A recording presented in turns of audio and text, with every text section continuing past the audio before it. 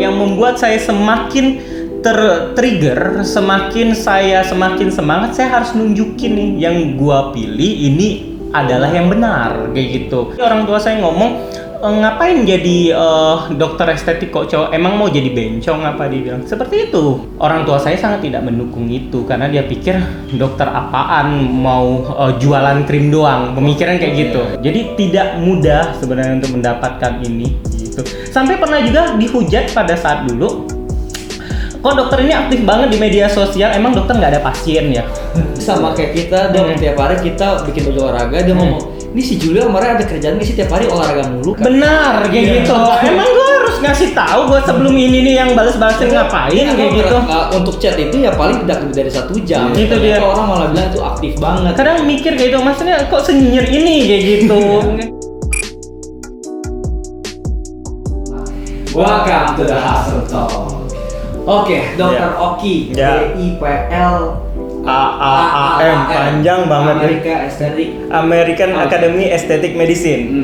Nah, itu kuliah di California. Iya, benar sekali. Jauh banget itu. Gila, pertama kali kenal dokter itu di tahun 2017. Benar, 2017. Dr. Oki ngabarin ke manajerku karena waktu itu mau mempromosikan salah satu krim. Iya. Dan waktu itu ini adalah salah satu dokter yang berani keluar uang untuk kualitas video yang bagus. Benar.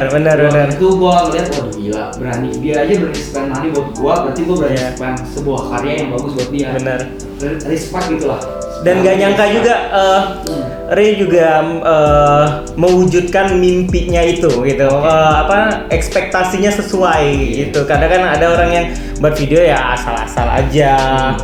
Terus atau ya ini banget kan, maksudnya jualan banget kayak gitu. Kalau ini kan ya memang kontennya bagus sekali gitu. Jadi produknya dapet, pesan yang disampaikan dapat kayak gitu. Terus juga ada daya jual di VT yang dibuat itu gitu. Jadi makanya saya lihat banyak banget videonya masih dipajang, benar sekali. Tidak ada expired. Benar.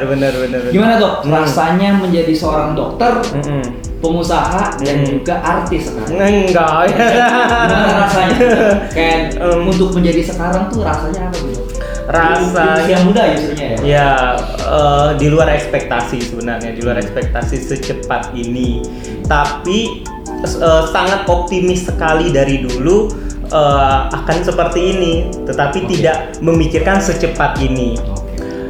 Setiap apapun yang saya lakukan itu semua sudah terkonsep pada dasarnya, sudah jadi bukan yang ini nih bukan jalan yang nggak pernah terpikirkan seperti ini, enggak. Tapi itu sudah terpikirkan, tapi kok lebih cepat dari yang dibayangkan. Jadi kalau udah mikir buat sebuah usaha gitu, tapi udah dari dulu nggak hanya terpatok di sini gitu, akan mengembangkannya seperti apa. Termasuk pun menjadi artis yang Ray bilang itu juga sudah dipikirkan, makanya sampai move ke Jakarta ini untuk mengembangkan semua itu. Seperti itu.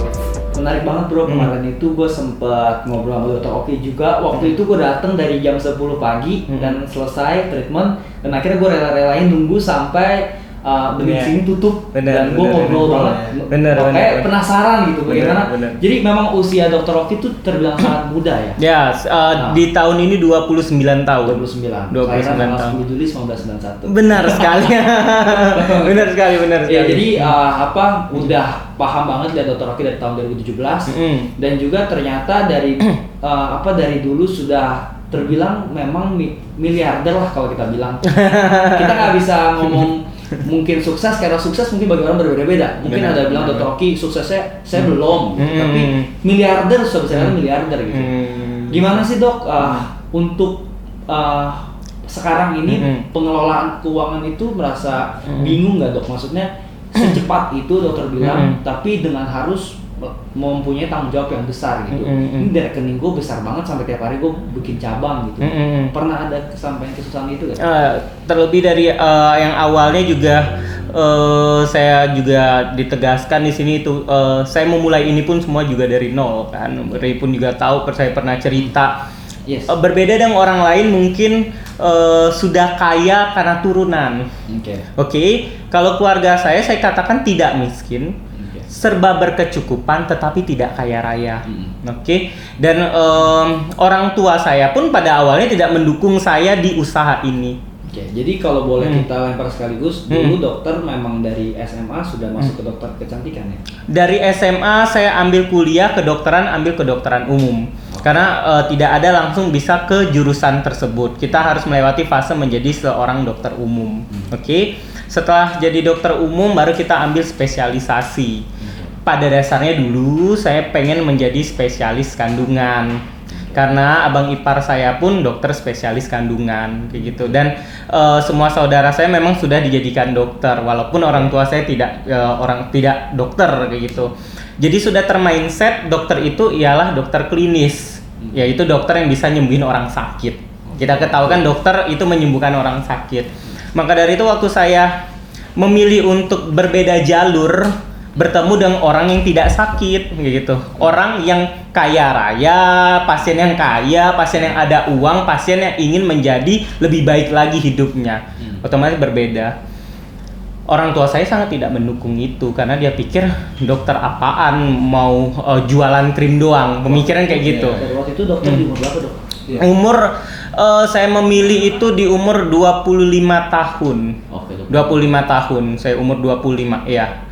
Waktu 25 saya sudah choose I'm a doctor estetik kayak gitu. Jadi udah mau jadi dokter estetik. Orang tua tidak mendukung. Dia bilang duit dari mana?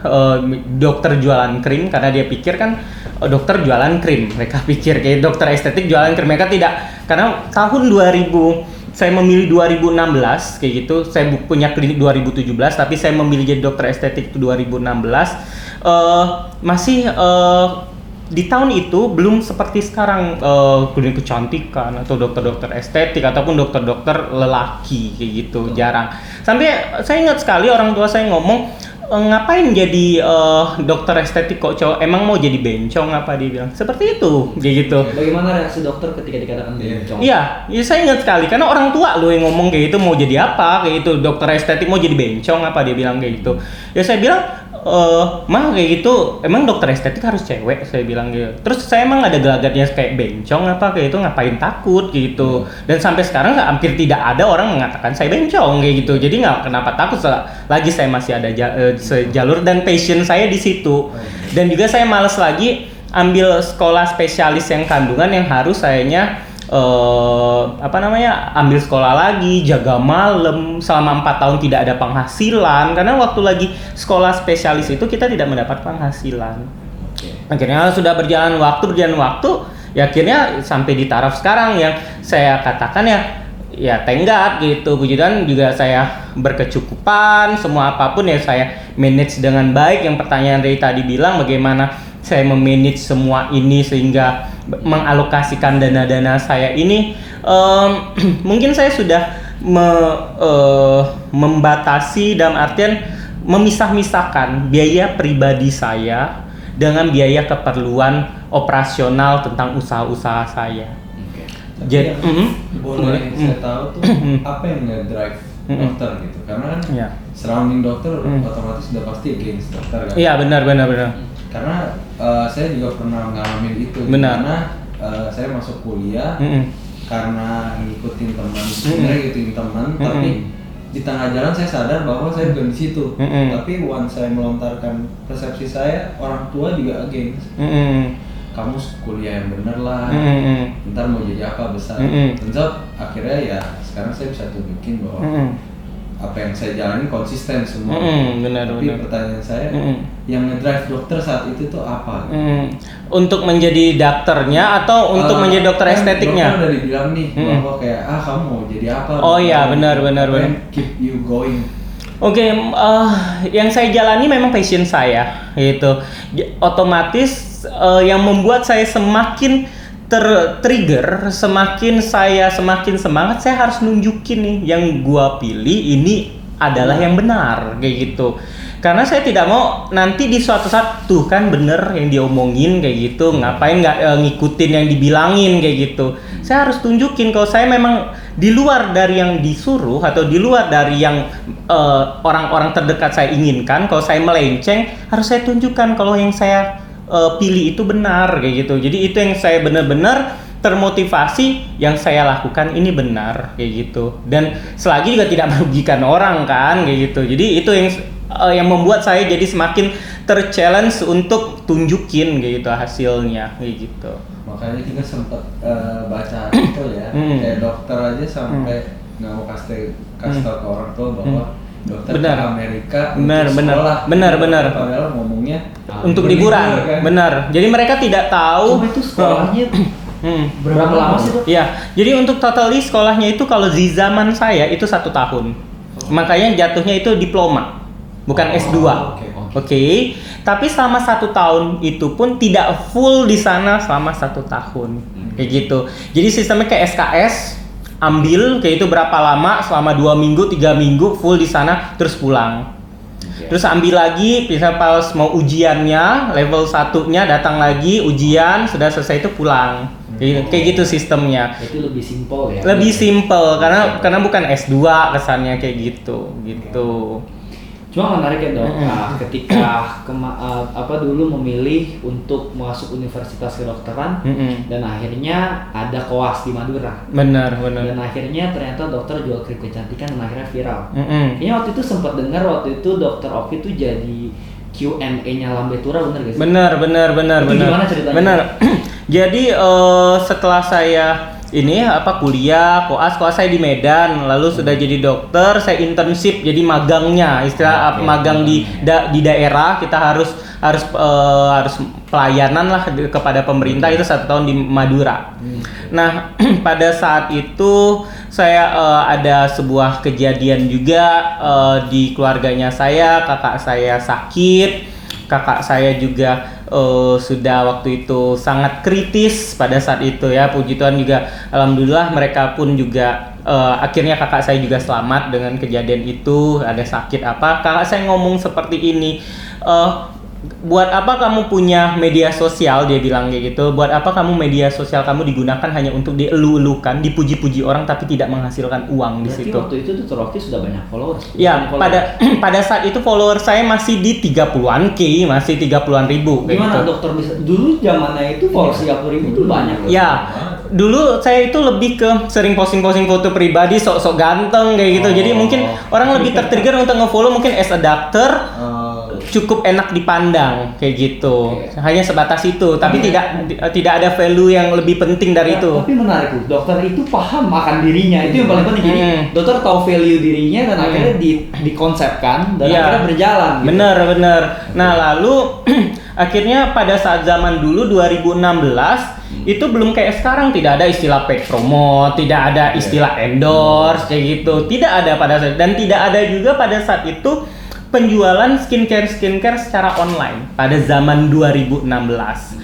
Lalu Lambe Tura waktu itu saya sering lihat di Lambe Tura gitu, lihat waktu lagi happening karena akun gosip itu cuma bisa dihitung 5 akun gosip lah istilahnya, termasuk Lambe Tura. Tapi dokter ngikutin. Benar, jadi ya karena balik lagi saya ini di orang media sosial gitu. Jadi otomatis saya mengembangkan Instagram saya, otomatis saya harus melihat perkembangan apa yang lagi happening sekarang. Lalu ketika di Lambe Tura itu kadang ada netizen yang nge-tag nama saya untuk maksudnya apa penyakit ini. Nah, semenjak itu Lambe Tura setiap apapun ada artis ataupun apa yang lagi sakit, dia nge-mention nama saya. Dok, ini penyakitnya apa? Ya karena saya mempunyai keilmuan di bidang itu, saya jelaskan di kolom komentar ya sepanjang mungkin seperti itu. Disitulah orang mulai nge-follow saya, karena pada saat itu mungkin hampir tidak ada dokter yang mencuat untuk ada daya jualnya lah pada saat itu di Instagram kayak gitu. Jadi mulai dari situ orang nge-follow. Cukup banyak itu sampai saya mendapatkan follower sampai di 100-an K. Gara-gara Q&A itu? Iya, dari Lambe Tura. Wow. Nah, dari situ tanda terima kasih Lambe Tura dibantu. Karena waktu itu Lambe Tura nggak kayak sekarang. Kalau Lambe Tura sekarang sudah ada manajemennya, ada tim A, tim B, tim C, tim D. Kalau dulu Lambe Tura yang megangnya ibu-ibu yang masih tinggal di Semarang, ibu rumah tangga. Mungkin kalian tidak tahu. Ya, nggak tahu sih. Tidak tahu. Saya kenal sama beliau gitu. Ibu rumah tangga yang punya Lambe Tura pada saat dulu. Sekarang pun yang Lambe Tura sekarang pun saya kenal baik kayak gitu. Dulu ya dia tidak tahu, jadi masih yang megang orang yang tidak terlalu tahu menahu tentang media sosial, tidak ketahui tentang uang kayak gitu. Jadi masih bisa saya masuk di situ. Sebagai tanda terima kasih beliau ke saya dibantu jualan produk-produknya saya di akunnya Lambe Tura pada saat Dan itu secara free. Secara hanya ya itu ya jalan Tuhan ya. Jalan Tuhan kayak gitu. Ngomongin Dr. Aki enak banget, tapi itu sudah jalan. Jalan Tuhan gitu. Akhirnya dibantu promosi. Waktu itu dokter jualan apa itu? Pada saat yang awal saya jualan pinset Komedo. Nah, itu apa, Dok? Gak penting kan? Iya, itu balik lagi jalan Tuhan lagi kayak Harganya berapa, Dok? Harga itu cuma 45.000. Nah, jadi dokter dulu Jualnya tentang kesehatan, kecantikan, tapi jual pinset. Iya. Nah, itu harga 45.000, saya jual 290.000. Kayak gitu. Memang saya impor pada saat itu, saya langsung beli baik. Kenapa juga? Kok saya berani mengalokasikan uang saya untuk itu? Karena waktu itu lagi happening di YouTube pada saat itu ada orang ngeluarin Komedo dengan alat yang seperti yang saya beli. Jadi bukan hanya pencetan Komedo yang dipencet-pencet, tapi dia kayak bentuk capit diambil-ambil. Memang sangat mudah pakai itu.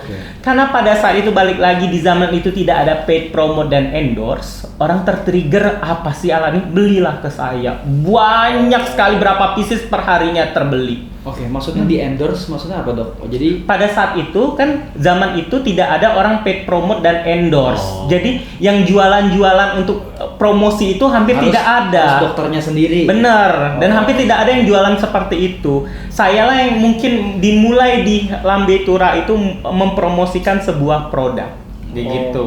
Mempromosikan sebuah produk, tapi bukan tentang kesehatan juga kan, barang cuman barang. Menurut saya sih tenggat ya. Waktu itu untung dokternya yang jualan, jadi yang terkenal dokternya. Benar. Orang si endorser. Benar kayak gitu. Dan ingat sekali itu saya untung bersih itu di 113 juta sebulan pertama. Itu hanya jualan pinset Komedo. Belum jualan. Belum.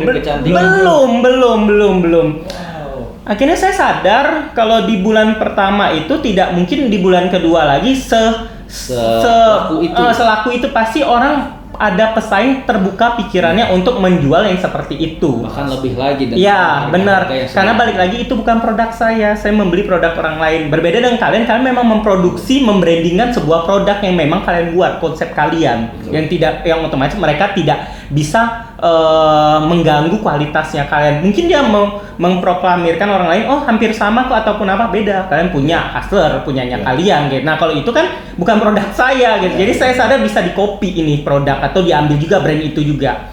Saya putar uangnya. Saya kerjasama dengan pihak farmasi gitu, uang itu untuk masuk ke hand body dulu. Belum ke skincare wajah. Hand body dulu. Sorry aku potong. Jadi waktu itu kondisi orang tua udah tahu belum, dokter nih, ya, aku jual pinset. Benar. Jadi waktu bulan pertama saya katakan, jual pinset dapat keuntungan 113 juta nih. Orang tua gimana tuh? Oh, baguslah nak, simpan uangnya buat ambil spesialis kandungan. Masih. Udah kondisi kesel. Masih ya. Oh iya Ma, oke, tetap mau mau kumpulin duit untuk nanti jualan skincare. Oh nggak usah nak, simpan aja duitnya. Nanti simpan sama 1 tahun ini kayak gitu. Nanti lanjut dulu deh jadi dokter umum selama 1-2 tahun buat jadi dokter spesialisnya. Masih gitu di bulan pertama. Bulan kedua mulai puter setengah keuntungannya untuk berjualan hand body. Jualan hand body dan booming lagi. Hand body yang dikirim ke saya waktu 2017 kalau yang hand body yang dijual ke Ray itu sudah saya daftarkan ke BPOM-nya. Jadi sudah resmi as a brand milik saya kayak gitu. Oke. Yang sebelumnya itu saya masih kerjasama dengan perusahaan mana, misal perusahaan A, ada label perusahaan A itu saya timpa dengan labelnya saya.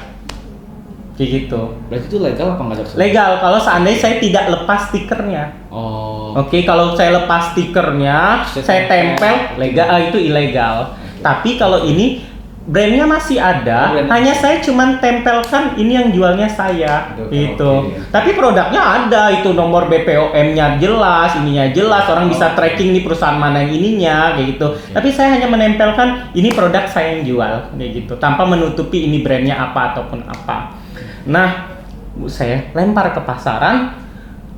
Karena pada saat mungkin 2016 itu orang-orang mulai sadar media sosial ini lagi pengen untuk lebih trendingnya lebih untuk keperawatan kulit pada saat itu gitu. Apalagi mungkin waktu itu lagi masuk Korea ininya hype Korea itu baru masuk itu idol ataupun apa namanya kayak boy band, girl band itu kan lagi masuk.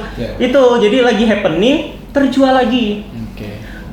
Untung si Pinset Komedo masih anime besar, tapi memang mulai menurun, tapi masih besar. Hand body besar, masih keuntungan bersih di 100-an juta. Untung bersih. Kayaknya ini jangan ceritanya besar. Iya, itu. Dan kalian terbayang, saya tidak punya pegawai, saya masih sendirian mengurusi itu. Gimana? Gitu, saya yang masih urusin packagingnya, saya yang masih packingnya, saya yang urusin semuanya, balesin chat, masih saya sendiri sampai jam 4 subuh saya belum tidur kayak gitu.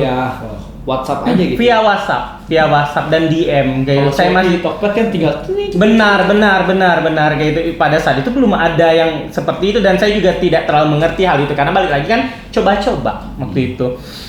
Akhirnya yaitu dimulai dari semua itu akhirnya saya putar lagi uangnya gitu dan bulan kedua pun saya juga katakan seperti itu ke orang tua saya tetap mindsetnya menjadi dokter spesialis kandungan. Berarti saya sudah anggap ini sudah saya malas untuk melaporkan untuk berikutnya ke orang tua saya gitu. Saya putarlah untuk masuk ke produk skincare wajah. Nah, untuk produk skincare wajah itu juga saya masih untuk kerjasama dengan orang obatnya, terus saya masih urusan gudangnya, bongkar muat isinya, semua saya yang urusin packingnya gitu. Sampai pernah saya membeli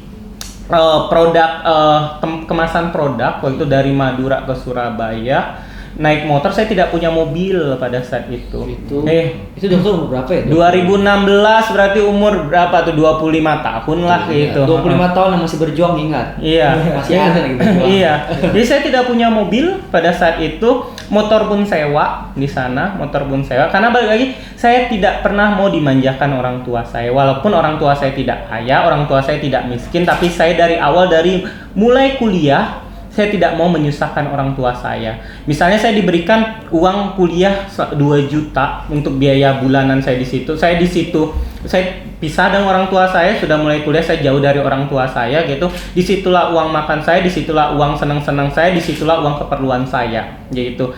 Jadi kayak misalnya zaman dulu ini flashback lagi, misalnya dulu lagi happeningnya BlackBerry zaman dulu, saya tidak pernah minta ke orang tua saya gitu. Saya mengumpulkan uang dari ininya saya, uang bulanan saya, uang jajan saya. Biarlah saya ke pasar, beli ayam sendiri, ungkep sendiri, nanti goreng sendiri, beli beras, nanti masak di rice cooker sendiri, beli sayur untuk buat sayur sendiri kayak gitu. Daripada saya beli di luar ataupun hangout sama temen-temen kayak gitu. Jadi hangout palingan cuma seminggu sekali. Jadi sudah saya konsepkan pengeluaran saya di situ. Karena saya tahu saya ada goal, misalnya saya pengen punya HP. Saya pengen bulan ini ada beli baju lah dulu di distro kayak gitu, saya beli kayak gitu. Saya sudah seperti itu hidupnya saya. Jadi sudah ada terbiasa punya goal tiap bulannya atau keinginan apa, saya tidak mau minta sama orang tua kayak gitu. Cuma bagaimana dokter bisa punya pemikiran seperti itu gitu? Karena nggak semua orang bisa berpikir seperti itu, Dok. Apakah itu bawaan dari orang tua yang tadi dulu dididik atau memang dokter punya kesadaran sendiri bahwa wah ternyata gue udah baca banyak, lihat di YouTube, ternyata orang sukses tuh seperti itu. Mungkin pengaruh orang tua juga, karena orang tua terbiasa dari awal tidak pernah memanjakan anaknya. Gitu, kalau lu mau sukses kayak gitu, lu usaha kayak gitu. Jadi kayak misalnya dari SD, saya SD terbiasa juara 1. Kalau lu mau masuk ke SMP yang favorit ini, lu harus berprestasi. Bukan berarti yang tidak juara pun tidak bisa sukses, bukan kayak gitu. Tetapi mereka sudah seenggaknya anaknya ada prestasinya lah di sekolah. SMP saya akselerasi. Jadi katanya kuliah dokter tuh cum laude. Iya, iya. Iya kan? Iya. SMP pun akselerasi, jadi saya SMP cuma 2 tahun. Oke. SMP-nya. SMA pun saya juga juara 1 terus. Dengan waktu itu lulusan terbaik untuk nilai UN-nya juga gitu. Kuliah pun juga jurusan lulusan terbaik untuk di angkatannya saya. Jadi udah terbiasa, memang termindset seperti itu dan tidak mau menyusahkan orang tua saya karena saya tahu pada saat saya zaman kuliah karena saya swasta. Demi memasukkan saya itu orang tua saya banyak menjual usaha-usaha dia ataupun misalnya dia menjual mobil atau menjual tanahnya untuk menyekolahkan anaknya gitu. Berarti singkatnya ranking 1 bukan karena dokter pinter, tapi karena memang dokter mau. Memang ada goal, ada pressure-nya juga karena saya ada rasa takut juga setiap mau ambil rapor kayak gitu. Kalau pokoknya tidak ada cerita anak saya ranking 2. Wow, kayak gitu. Susah ya? Iya, benar.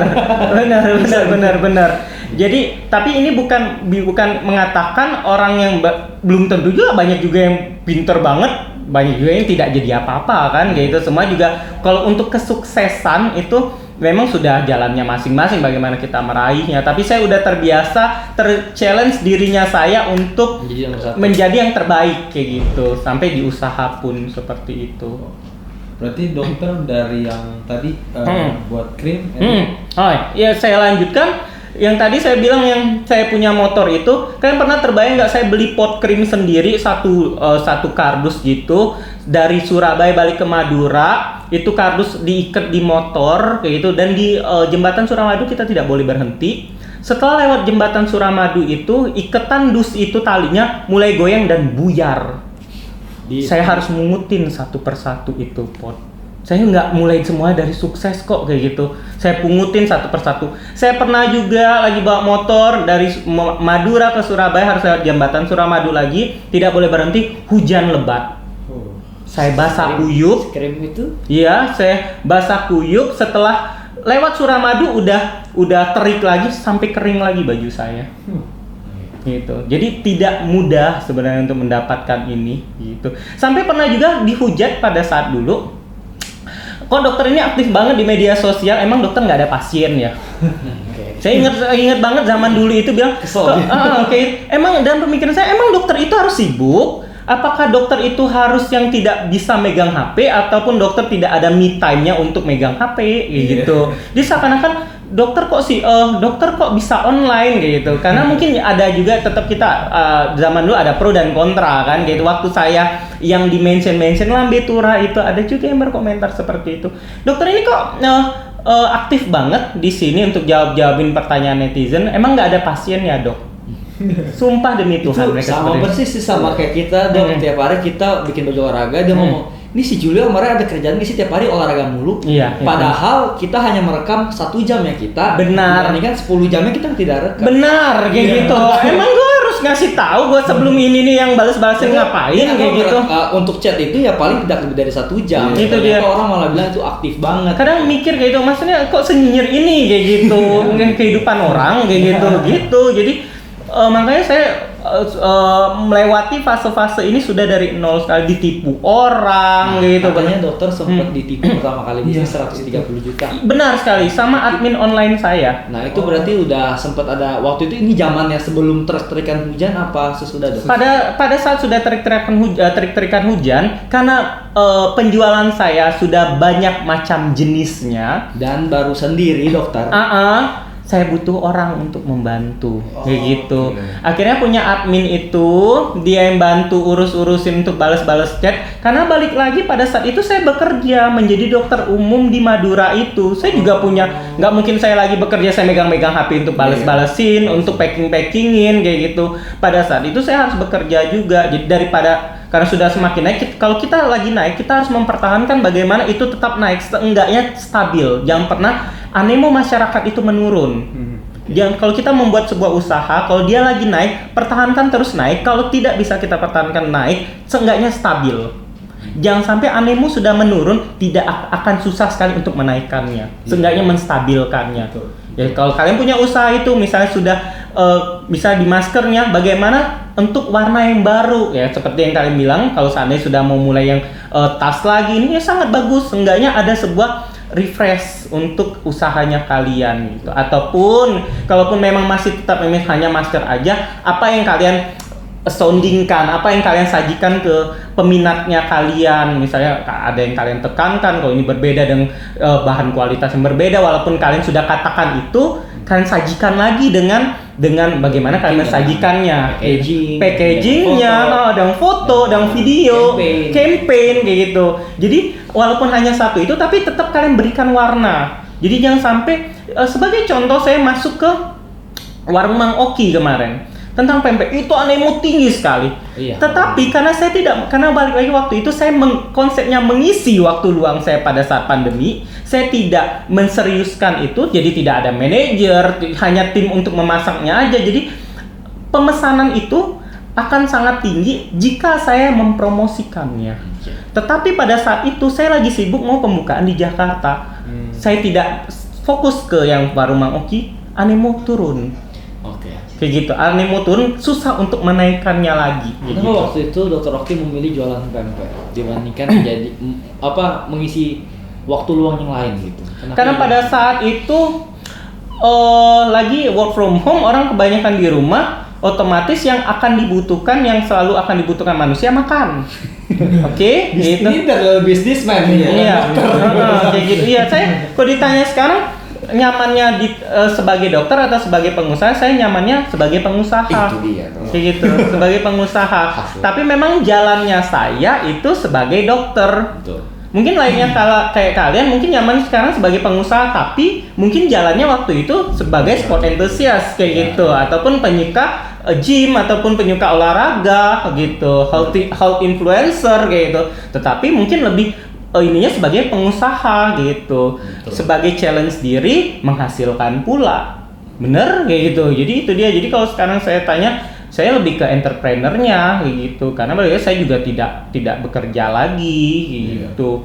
Kalau seandainya saya masih bekerja banget di bidang itu, bukan sebagai kayak thinker, pemikir kayak kalian, kan nggak mungkin juga kalian yang menjahit kan, bener? Ya itu nggak mungkin juga kan kalian yang ininya, paling kalian memikirkan desain, konsepnya mau apa yang kalian sajikan, bener kan? Tapi kalau kalian masih ngejahitnya, ngebuat gunting-guntingnya, tidak akan berjalan. Begitu juga saya. Kalau saya masih juga ngurusin pasien, saya juga menghabiskan pasien dari pagi sampai malam saya ikut kerja, tidak akan berjalan ini usaha. Untuk berpikir masa depan. Benar. Jadi walaupun kliniknya saya banyak, otaknya tetap di saya, gitu. Otaknya tetap saya memikirkannya. Begitu. Jadi awal, gue pengen tahu sih bro, awalnya dokter ciptain Benings Klinik tuh gimana dok? Nah, dulu namanya Benings langsung apa gimana? Awalnya dulu namanya Bening Skincare. Karena pemikirannya saya waktu itu untuk hanya menjual skincare doang. Kenapa Benings dong? Karena saya pikir Benings itu apa ya? Jadi ya bening aja gitu. Jadi Benings gitu. Jadi ya kalau dikatakan misalnya kayak beauty ataupun apa kayak itu, jadi cowok nggak glowing ataupun apa juga, cowok juga agak aneh juga gitu. Beauty, glowing gitu, agak ini gitu. Tapi kalau bening bisa dipakai cewek ataupun cowok, universal gitu. Dulu namanya Bening Skincare. Hanya terfokus ke skincare doang. Waktu klinik pertama pun juga masih namanya Bening Skincare. Tapi akhirnya sudah berkembang, banyak cabang, terus juga udah peralatan sudah semakin canggih, berarti ini udah jadi klinik, ini udah semakin jadi Bening Klinik Aesthetic and Laser Center. Jadi memang terfokus untuk laser lain-lain seperti itu. Itu berawalnya dari kalau nggak salah bro, mesin Picosure ya?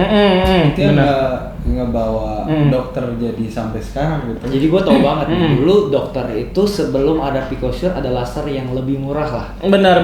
Itu modelnya Dr. Oki bukan? Benar. Jadi untuk dari awal saya memang membuat sebuah klinik ini yang affordable price, jadi semua kalangan itu bisa. Pertama kali saya juga buka di Jambi, otomatis which is UMR di sana tidak setinggi Jakarta dong, kayak gitu. Otomatis di sana, kalau mahal tidak akan berkembang gitu. Oke. Jadi saya membeli alat yang cukup sangat baik di sana, tetapi harganya memang yang sangat ramah di kantong sekali. Oke? Anggaplah nama lasernya A. Laser A itu saya jual hanya dengan 500.000. Di Jakarta ini dengan alat yang sama, di klinik lain itu jualnya 2-3 juta. Sangat berbeda sekali, 5-6 kali lipat. Alatnya sama, kualitas sama, powernya sama, pelayanan sama, gitu. Itu yang sempat dipotong dok. Nah, apakah di saat itu sempat ada hambatan nggak dok? Maksudnya ini di pasaran 11 juta, 3 juta, tapi dokter jual 1.000. Ini ada gosip-gosip orang luar, wah lu rusak pasar. Oke, pertanyaan baik sekali. Maksudnya saya merusak harga pasar, benar sekali. Saya sudah menanyakan ke kalau untuk di Jambinya, misalnya saya ngomong di Jambinya, tidak ada yang punya alat itu. Otomatis gua yang pegang monopoli daerah tersebut. Tetapi misalnya di Jakarta ataupun apa, tapi kan cukup terganggu juga dong, benar? Saya sudah tanyakan ke pihak perusahaan yang membawa alat itu. Saya tanyakan harga minimal alat ini dijual di pasaran yang diperbolehkan berapa? Dijualnya, dok, harga jualnya segini di ininya. Tapi di Jakarta banyak jual yang 3 juta, 5 juta, tapi harga boleh termurah segini. Ya gua jual harga termurah kayak gitu. Ya, sistemnya gua kayak orang Chinese punya kayak gitu. Jadi biarlah untungnya sedikit, yang penting kuantitinya berterusan kayak gitu. Oke, daripada gua untung besar banget, untung besar silakan. Tapi kalau yang besar banget kayak gitu, tapi yang datang cuman sebulan cuman 10 orang, 20 orang, lebih baik gua untung sedikit yang datang untuk tindakan itu 200-300 orang. Untungnya bisa 10 kali lipat dari orang yang ambil untung langsung besar. Makanya gitu. ini yang salah satu yang gue suka banget, maksudnya datang ke sini. Jadi di luar kita podcast, jadi gue juga ngelakuin ini juga dok ya. 2 minggu sekali saya datang ke sini. Dan untuk mempromosikan Bendings tuh menurut gue sendiri tuh mudah, karena ketika gue menginfluence orang nggak insecure untuk datang. Karena semua orang tuh bisa dengan harga-harga yang normal. Tapi beda dengan dulu yang pernah disupport sebelum ke Bendings. Jadi dulu bro, gue tuh rela nunggu Dokter Oki datang di Jakarta demi tidak menerima endorse apapun. Hampir 2 tahun bilang, gimana nih, nggak apa-apa sih, karena dia ngomong udah sama ini aja gratis. Enggak, gue sama Dokter Oki, karena kalau gue 1 tahun, karena gitu dulu saya jualan kayak gitu dok, kayak gue mau sewa atlet, tapi gue nggak mau kalau udah di endorse sama orang, karena image-nya jadi jelek. Kalau gitu gue juga mau, biarin gue spend money dulu di Dokter Kusuma waktu itu. Waktu itu gue keluarin spend money demi menunggu Dokter Oki. Akhirnya ternyata pas sampai datang ternyata terbayarkan itu. Maksudnya dengan gue treatment di sini, dokter tidak memilih orang yang ini yang paling hebat ini. Ternyata dengan kita ngobrol kemarin itu merubah cara pandang seorang Renaldi melihat seorang dokter gitu loh. Itu berbeda banget, dan itu ternyata berefek ke saya, maksudnya orang-orang yang pelaku public figure untuk bisa bekerja di depan media sosial, menginfluence banyak orang supaya tetap bisa Bendings di wajahnya. Ternyata tidak sesusah itu, karena harganya juga jualannya otaknya ibaratnya otak Cina. Bener. Kadang ada juga yang pelaku usaha hanya sudah mengotakkan, kita khususnya ngomongin klinik, mengotakkan kalangannya untuk ngambil yang pasarannya ke atas banget. Oke. Sampai pernah saya terpikirkan, dia ngerasa kayak dokter yang high class, hanya memilih yang menengah atau yang ke atas banget. Tanpa mereka sadari, uang yang berjalan itu orang yang menengah ke bawah. Tanpa memikirkan untuk mengeluarkan uangnya, walaupun untung dikit, tapi dia terus-terusan lebih loyal kayak gitu, daripada dia cuman yang sehari pasiennya datang di kliniknya cuman 3-5 pasien, bandingkan dengan yang sehari 100 pasien. Semua klinik saya perharinya 100 pasien lebih, bandingkan dengan orang yang di Jakarta ini cuma 3-5 pasien. Dan balik lagi, untuk yang men-challenge diri saya semakin berkembang lagi, pernah sampai di kuping saya lewat orang lain pernah mengatakan saya itu, iyalah, waktu itu cabang saya masih di Jambi, itu dia omongan-omongan yang tidak baik untuk kita itu jadikan challenge di diri kita. Pernah ada yang mengatakan, iyalah pasien Dokter Oki rame, kan dia di daerah, di situ belum ada banyak klinik-kliniknya. pada dasar di situ banyak sekali klinik-klinik besar gitu. Kalau saya bisa sebut namanya, ada RH di situ, ada Natasha, ada Navagrin di situ, semua berbagai macam klinik Kusuma pun di situ gitu. Jadi saya tidak takut kayak itu. Jadi karena mereka mungkin tidak tahu di daerah itu, masih tidak tahu di provinsi Jambi itu. Jadi dia berselentingan mungkin untuk deny di diri dia mengatakan saya seperti, oh iyalah pasiennya Rami karena mungkin sedikit pesaing di situ. Dia bilang lagi, oh iyalah kliniknya aja biasa aja bentukannya. Karena memang pada saat waktu yang saya di Jambi itu kliniknya saya, karena modalnya pas-pasan pada saat itu, dia biasa aja gitu, tidak ada desainnya, tidak sekelas ini kayak gitu, biasa aja. Tapi itu yang membuat saya semakin tertrigger untuk mengumpulkan uang kayak gitu. Tapi alatnya biasa-biasa aja. Tidak, waktu itu saya belum punya Picosure kayak gitu. Akhirnya buka di Palembang. Disitulah saya mulai ada klinik saya desain interior. Saya buatlah lumayan besar, lumayan seenggaknya bisa dijual di media sosial. Nih, gua tampar mulut-mulut yang gua bilang. Jadi yang membuat orang, jadi saya tidak pernah mencari hater, saya tidak pernah mencari musuh, saya tidak pernah menjatuhkan usaha orang lain sedikit pun, tidak pernah. Saya sudah mengajarkan kepada dokter saya jangan pernah menjatuhkan usaha orang lain, walaupun kita dijatuhkan, walaupun klinik kita diomongkan ataupun difitnah sekalipun, jangan pernah balas. Cara membalas orang-orang yang tidak suka dengan kita bukan dibalas ulang. Tunjukkan prestasi kita, dia akan lebih sakit dengan melihat kita. Semakin benar sekali. Saya semakin tunjukkan di media sosial, pasien saya rame, klinik saya semakin besar gitu. Makanya setiap apapun, misalnya saya mau buka cabang apapun, mungkin lebih banyak, lebih besar happening yang saya ngasih tahu. Saya mau buka cabang nih lebih besar. Ini desain interiornya sebesar nih gitu. Termasuk saya ke Jakarta ini. Alkisah saya mau mulai masuk ke Jakarta, saya tidak akan mau masuk ke Jakarta walaupun saya sudah mulai dikenal di Indonesia. Saya tidak akan mau masuk ke Jakarta kalau saya tidak totalitas. Minimal saya pindah dulu ke Jakarta. Oke, saya beli dulu rumah, saya sudah pindah dulu ke Jakarta. Saya pun juga punya goalnya, kalau saya mau pindah Jakarta, saya mau langsung ke kawasan elit. Makanya saya memilih Kemang. Oke, saya tinggal dulu di Kemang. Pada saat itu langsung saya memilih tempatnya juga, saya mau di tempat yang kawasan industri. Saya pilihlah Kemang juga untuk tempat usaha saya. Ketika saya sudah masuk di Jakarta, saya pengen kliniknya saya yang paling mewah se-Jakarta Raya ini. Paling besar se-Jakarta Raya ini saya karena balik lagi walaupun saya dikenal orang di Indonesia ini untuk di kelas sebagai dokter estetik, tetapi saya termasuk pendatang baru juga di Jakarta. Oke, saya harus ada daya jualnya. Gitu. Jadi kalau setiap kalian membuat usaha apapun harus ada tagline-nya, harus ada daya jualnya.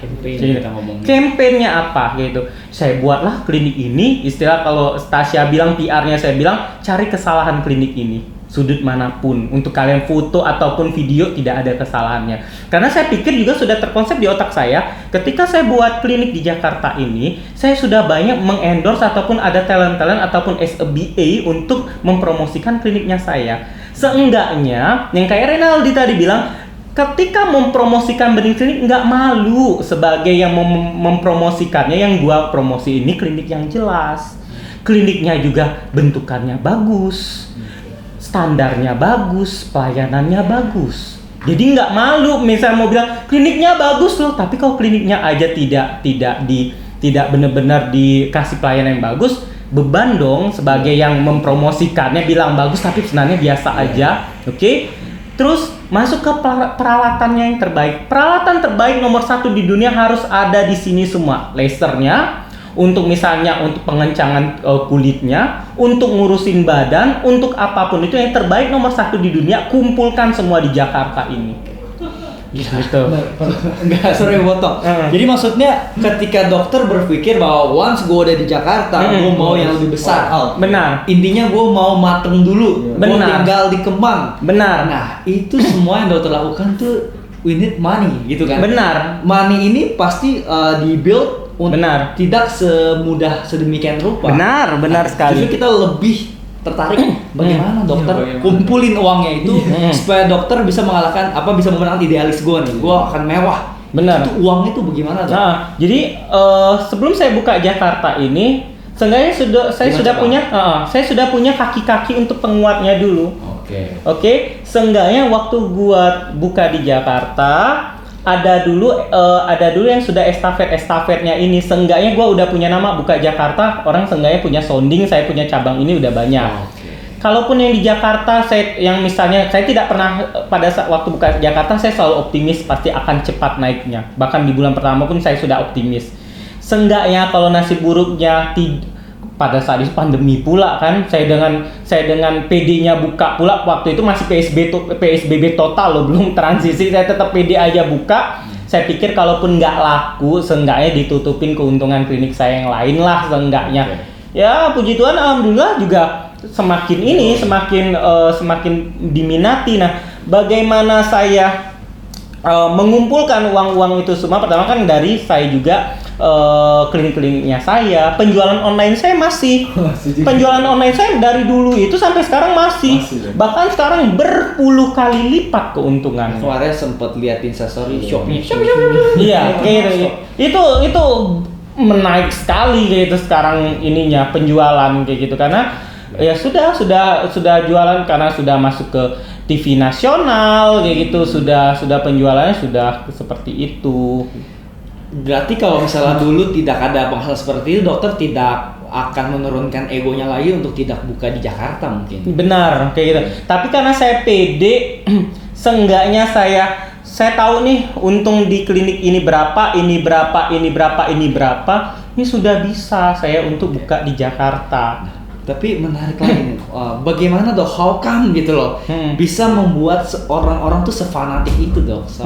Apalagi kita sempat dengar bahwa dokter waktu itu sempat ada isu juga katanya kalau misalnya ada pasien yang datang, saya mau dilayani nih sama dokter Oki, tapi dokter Oki lebih memilih untuk enggak dokter saya yang karena saya nggak mau kualitasnya melebihi hanya dengan dokter Oki saja. Iya benar. Dia akan repot di dokter Oki. Benar. Nah dengan seperti itu konsep, berarti dokter Oki jujur dok, maksudnya dari kita as a business, kita business owner, kita untuk kerja sendiri, sama untuk ngajarin orang, itu capean ngajarin orang. Benar. Karena tidak sesuai dengan ekspektasi yang kita mau. Benar. Bagaimana dengan menciptakan fans sefanatik itu, tapi dokter juga mengajari dokter lain at the same time, dan membuat fans itu bukan fans ya, membuat pasien jadi fanatik beli terus. Ya. Oke, saya memulai yang untuk perpindahan dari tangan saya ke tangan orang lain itu memang sudah dari awalnya sebelum berkembang sekali ini. Jadi waktu masih di Jambi. Jadi saya cuman bekerja selama 1 tahun. Di tahun 2018 saat saya mau buka di Palembang, saya sudah tidak terima pasien lagi. Yang seperti yang Ray cerita, ada pasien datang bilang saya mau yang megang dokter Oki langsung, kalau enggak saya mau pulang. Saya suruh persilakan pulang. Seminggu kemudian dia datang lagi. Saya mau tetap dokter Oki yang pegang, saya mau ngeluarin duit 70 juta, mau botox dan filler, tapi hanya dokter Oki yang pegang. Kalau orang lain mungkin 90% pasti akan menerima ya 70 juta kok, kayak itu, gede gitu. Saya tidak mau. Kenapa? Daripada nanti ada omongan selentingan, dokter Oki mau menerima pasien yang kaya-kaya aja, kami yang hanya beli krim aja, dokter Oki nggak mau konsul sama kami. Lebih baik gua nggak terima. Lebih baik lu buang modal 70 juta untuk mendapatkan trust. Benar sekali kayak gitu. Tuh. Terus juga saya tidak mau hasil kerjanya dokter saya dibandingkan dengan hasil kerjanya saya. Kenapa? Misalnya misal lagi perawatan sama saya pada saat itu kulitnya lagi fine-fine aja, hasilnya bagus. Ketika Ray berkonsultasi dengan dokternya saya, dokter A, mungkin pada saat itu kulit Ray lagi sensitif, setelah mengerjakan tindakan itu malah jadinya lebih hancur. Bukan karena dokternya saya tidak sesuai SOP, tapi memang respon kulit Ray lagi tidak bagus. Terkesannya dokter itu tidak sebagus dokter Oki. Bagaimana yang dirasakan dokter A ketika mendapatkan komplainan seperti itu dibanding-bandingkan? Tidak suka dong, kayak itu sedih dong. Jadi saya buatlah konsepnya dari awal. Orang datang bagus, datang hasilnya di sini jadinya bagus, yaitu bukan karena dokter Oki, tapi karena Benings Klinik, karena produknya yang bagus, karena alatnya yang bagus, bukan karena dokternya atau tangan dokternya, ya gitu. Karena kalau tangan dokternya, ketika dokternya pergi, dia bisa mengambil pasiennya saya. Karena orangnya percaya sama dokter itu. Tapi dokter emang dari dulu kayaknya emang udah darah entrepreneur ya. Benar, itu yang saya rasa terkadang benar, itu banyak orang yang bilang Ki, gue nggak kepikiran sampai sama yang lu pikirkan gitu. Tentang visionary. Iya. Sometimes orang-orang kayak dokter bahkan relate banget kayak kita berpikir visionary yang dimana orang dia berpikir alhasil orang itu anggap kita tuh aneh. Iya bener dan gitu. Orang seumuran kita tidak mau ngobrol karena gue ngomong kayak tua sebelum umurnya nggak sih? Ya kita lebih baik diam. Iya kadang lu lebay banget kayak gitu segitu sampai lu pikirin kayak gitu atau jauh banget lu udah kejauhan kayak gitu. Tapi sebenarnya bukan kejauhan, yang kecilnya udah gua pikirkan, yang lu bilang harusnya pikir ini dulu. Yang itu udah gua pikirin, itu udah sebelum kita ketemu ini itu udah gua pikirin. Gua ketemu sama lu nih ngomongin yang ini lagi harusnya gitu. Sedangkan mungkin orang yang kita ajak bicara tuh masih mikirnya yang A-nya dulu, padahal kita udah mikir sampai Z-nya kayak gitu. Kita mikir kayak entrepreneur bukan dipelajari atau tapi dilahirkan kayak emang udah darahnya. Bener, kayak gift kali ya kayak gitu. Sometimes kita nggak bisa ngomong antara entrepreneur, dokter Ki enak banget otak visionary. Sometimes orang-orang seperti kita butuh orang yang suka mengabdi. Benar.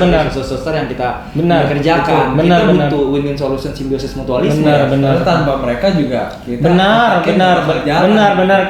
Kurang eksekusinya juga. Kita punya otaknya seperti ini, kalau eksekutornya yang tidak bagus juga tidak akan maksimal. Kita dokter Oki butuh mereka juga butuh dokter Oki. Kalau enggak gimana? Bener. Terkadang saya pun juga, kadang ada juga yang mungkin orang tidak kenal sama saya, mungkin agak saya cukup risih yang kadang-kadang ayah dokter Oki misalnya sesukses itu orang tuanya kaya, dibiayain orang tuanya. Saya, lu nggak tahu kayak gitu. Gua ini dimulai dari nol banget, orang tua saya nggak ada ngasih modal.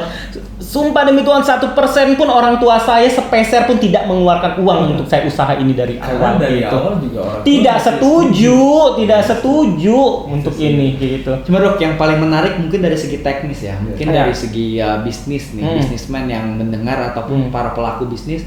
Sometimes jadi tadi sempat dengar juga dokter itu lebih memilih ke yang menengah ke bawah karena memang mencari dengan harga yang lebih rendah, mengejar quantity. Sometimes suka ada side effect gak sih Dok kalau misalnya nih menengah ke bawah tapi biasanya pemikiran thinking manusianya tuh lebih cenderung bukan smart buyer. Bukan berarti ngatain benar. Maksudnya ini kayaknya dokter Oki akan lebih risih lagi nih karena sampai itu tadi banyak yang ngegosip. Justru kalau kita yang beli smart buyer otomatis mungkin nggak akan menjudge atau menghakimi dokter, tapi karena mewakili orang-orang sini yang lebih banyak, masanya semakin banyak, dokter semakin stres lagi menghadapi orang-orang seperti itu. Apakah dokter sudah pernah berpikir itu ataupun bagaimana cara menyikapinya? Oke. Pertanyaan bagus sekali. Jadi menengah ke bawah pun punya ininya masalah tersendiri lagi kayak gitu.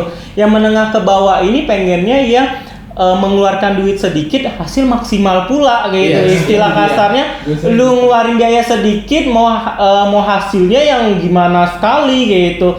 Itu yang saya tekankan ke dokternya saya kayak gitu.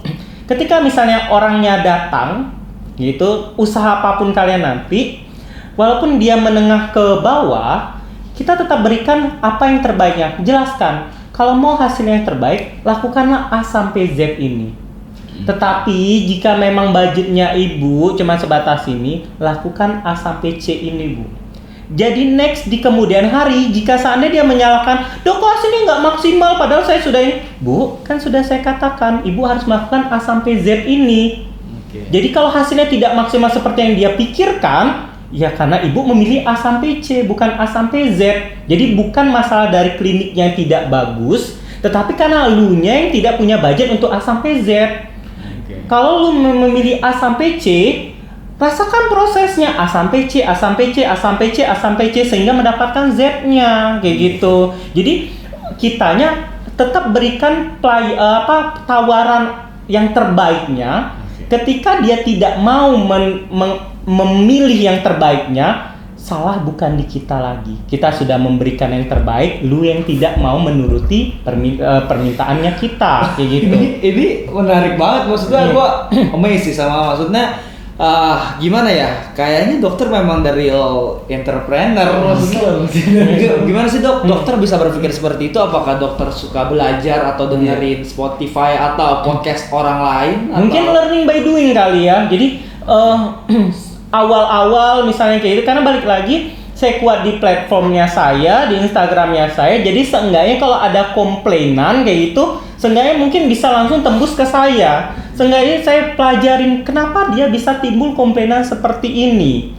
Saya tanyakan ini, kok nggak sembuh-sembuh nih, saya ke dokter. Iya sudah di rupanya dokternya saya cuma memang meresepkan, cuma mungkin karena dianya yang dari penampilan pasiennya mungkin yang tidak terlalu meyakinkan banyak uang, jadi dia resepkan cuma A sampai C aja. Ya saya bilang gitu, kamu tetap harus resepkan A sampai Z sesuai keilmuan kamu. Kalaupun dia tidak punya uang, itu kan masalahnya dia. Terkadang kita juga tidak bisa menjudge orang ini punya uang atau enggak. Nggak mungkin kan bertanya, ibu ada uang nggak? Kayak gitu, nggak mungkin kan? Jadi kamu lakukanlah yang terbaiknya sesuai keilmuan kamu, kayak gitu. Jadi pilihan tetap di pasiennya, tidak dipaksakan. Tetapi pada saat dia misal ada komplain, bukan karena salahnya kita, tapi memang salahnya dia. Dan lakukanlah semuanya sesuai SOP-nya, gitu. Jadi mungkin sudah tertempa dengan berbagai macam, misalnya ada masalah kecil, tetap saya harus, karena balik lagi kita semakin kuat, semakin tahu baik itu kalau ada kritik dan saran kan, itu yang membuat kita, oh ini harus seperti ini, harus sesuai ini, SOP-nya harus seperti ini, gitu. Jadi itu yang membuat mungkin hanya beberapa klinik yang berkembang. Kadang kan orang mungkin merasa bangga ataupun apa, kliniknya cuma satu, ya iyalah duitnya dia puter di situ semua, sedangkan saya banyak sekali. Beberapa klinik di Indonesia yang banyak cabangnya itu bukan punya dia sendiri, franchise kan, kayak gitu, ataupun kerjasama dengan orang lain berbagi saham, sedangkan saya itu sendiri. Makanya gitu. yang kita sebutin #local pride. Iya, kayak gitu. Jadi saya dengan bangga sekali kayak gitu, ini punya saya semua. Jadi mungkin bisa dihitung pakai jari yang dokter yang memiliki klinik kecantikan yang punya sendiri berbagai macam cabang, itu punya dia semua. Tanpa yang enaknya balik lagi kayak gitu, saya bisa mengatur mengatur keuangannya gitu, mau di mana-mananya kayak gitu. Yang bisa saya summarize sih, mungkin dokter emang bisnismen, tapi dokter juga tahu apa yang dokter lakuin. Benar. Bisnismen juga ya, gue main jual aja, tapi dia tidak tahu produk yang dia jual itu apa sebenarnya. Benar, dia tidak tahu kualitasnya, mungkin dia tidak pakai produknya. Betul. Kayak gitu. Jadi dia cuma jual aja bisnis aja. Iya, jadi dia cuma punya nama aja, dia blek jual. Dia tidak tahu kualitasnya, buatnya di mana. Penting cuan gitu. Benar, dia tidak memikirkan siapa pesaingnya, dia tidak memikirkan kualitasnya, dia tidak memikirkan jangka panjangnya, sehingga mungkin hype di awal aja, sehingga tidak berkesinambungan untuk terus-terusan.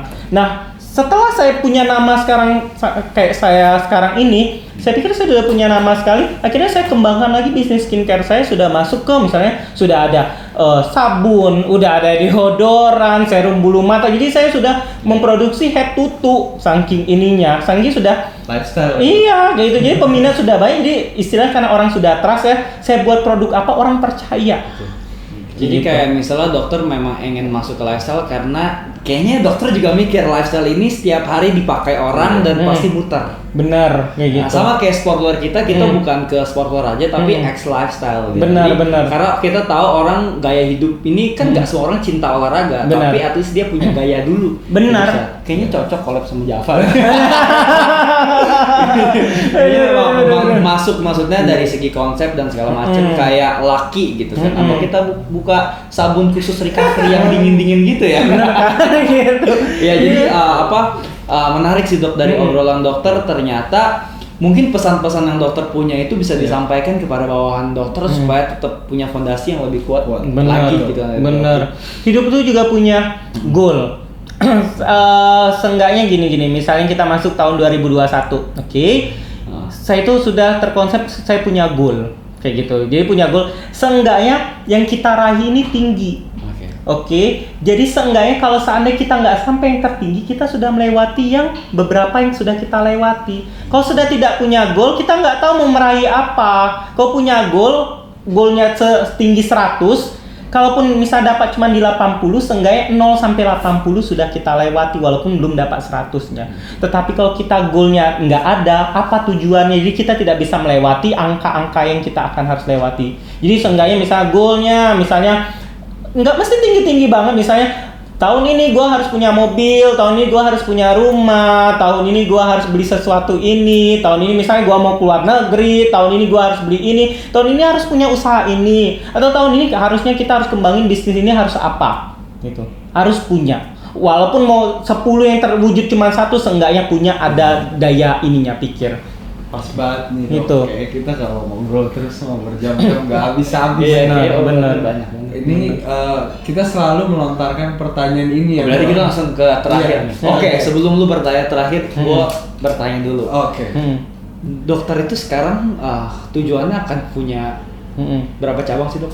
Oke, tujuan yang utama saya sekali itu harus punya minimal di semua provinsi di Indonesia.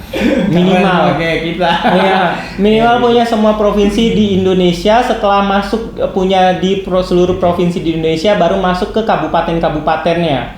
Maka kadang bertanya, Dok kok nggak buka di kabupaten ini? Bukan saya nggak mau, karena buka untuk satu cabang ini aja bisa lebih dari 10 M saya menyiapkannya. Oke. 10 M untuk satu cabang.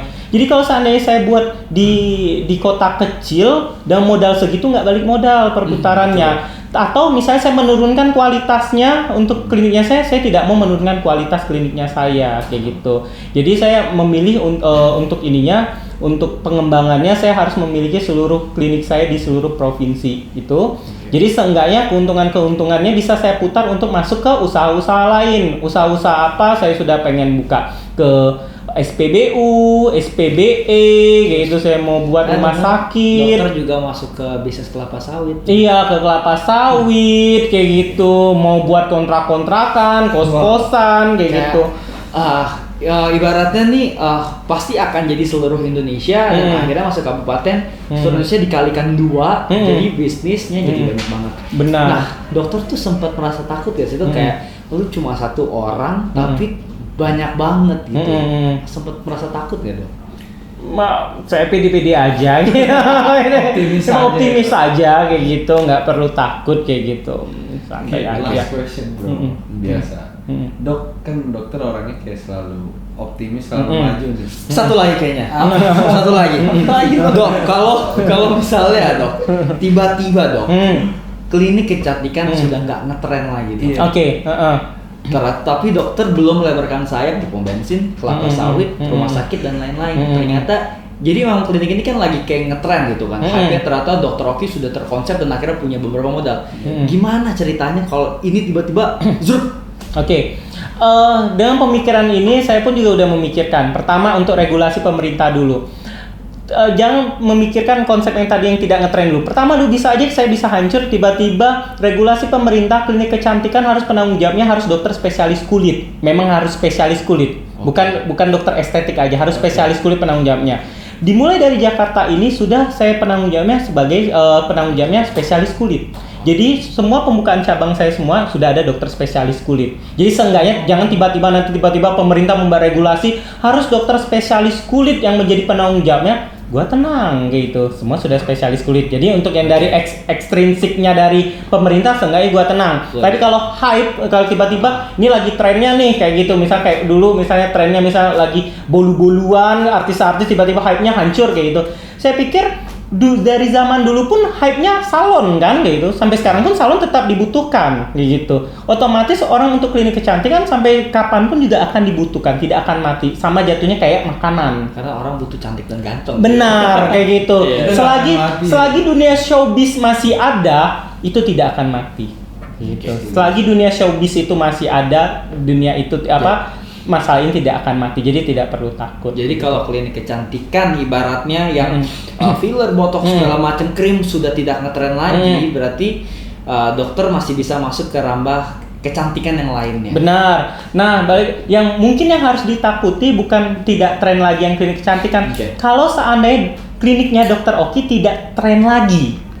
Oke, itu yang lebih masuk akal lagi, lebih impossible, lebih yang possible banget. Kalau tadi misalnya kalau seandainya hype-nya klinik kecantikan nggak ini lagi, mungkin agak susah kali ya. Itu mungkin Dokter Oki-nya masih ngetren. Iya kayak gitu. Tapi kalau seandainya Dokter Oki-nya nggak ngetren lagi atau Bendings klinik udah nggak ngetren lagi karena mungkin banyak sekali yang klinik-klinik yang lebih hype lagi.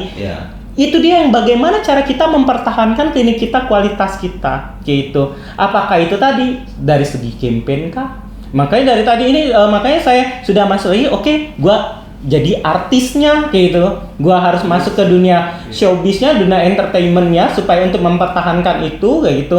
Gua harus mempertahankan misalnya yang terbaik-terbaik di kliniknya saya harus ada, kayak gitu. Influencer-influencernya juga harus ada, yang terbaik-terbaiknya kayak itu. Bagaimana cara menyajikannya itu. Jadi itu yang tugasnya berat saya, itu yang saya pikirkan hampir tiap minggu, hampir tiap bulan, bagaimana mematangkan supaya ini stabil. Berarti masuk ke dunia marketing itu. Benar sekali kayak gitu. Dari marketing itu yang saya kerjakan di Java dan Julio bagian bahan bajunya, sourcingnya. Benar. Seperti itulah. Benar.